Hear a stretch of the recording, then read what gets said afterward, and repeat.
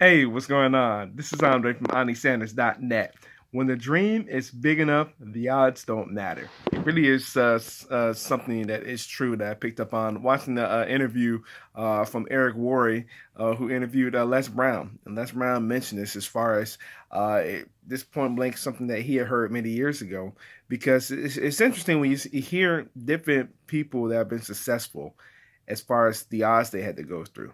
I know personally, this being the home-based business profession and going to so many events over the last few years, I've noticed this that there were people that were speaking on stage that went through tremendous odds. It doesn't really matter about the background, whether it be, gone through abusive relationships, maybe abusive marriage, addiction, or maybe financially problems. As being a former small business owner, it's just ridiculous. The list goes on as far as the odds that those people went through.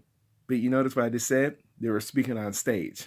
You see, at events that well over 2,000, 5,000, 10,000, over 20,000 people that I've been to attend over the years. You see, and they gone through tremendous odds, and it doesn't really matter the industry, whether it be anything, real estate, maybe even corporate America. There've always been tremendous odds that people go through. I mean, we see this all the time watching sports, different athletes that go through so many different challenges, and what are we doing? We're sitting there watching them. So what does that tell you? They've overcome them. They've overcome the challenges. The Olympics is also a great example. It doesn't matter if it's summer or winter Olympics. It's always the stories, what they're being told. And we know like it happens every 4 years, but sometimes you don't see those same exact athletes, not majority of them. Why?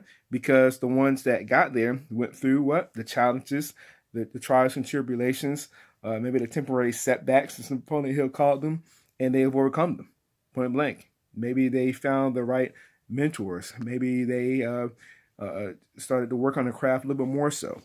Maybe had to do a little bit more study. You see, whatever it is, they've all overcome that. So isn't that interesting too? When that dream is big enough, it doesn't really matter about the odds. I'm also hearing too something that Eric Thomas mentioned as one podcast, and that's right now. If you watching this with the NBA Finals going on between the Cleveland Cavaliers and Golden State Warriors, he was talking about what Jeff Green went through right now playing for the Cavaliers at the time of this video being played. That he recently, well, I say recently, but a few years ago, he had open heart surgery.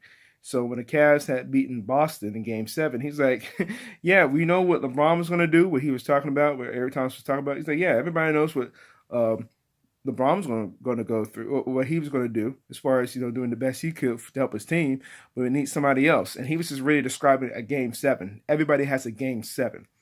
You see, those are the odds that I'm talking about. But he also mentioned as far as like, what the reason why you saw Jeff Green stepping up when he did. He said, come on now.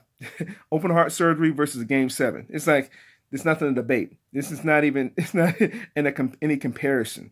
So, of course, he's going to be at ease because the man had open heart surgery a few years ago.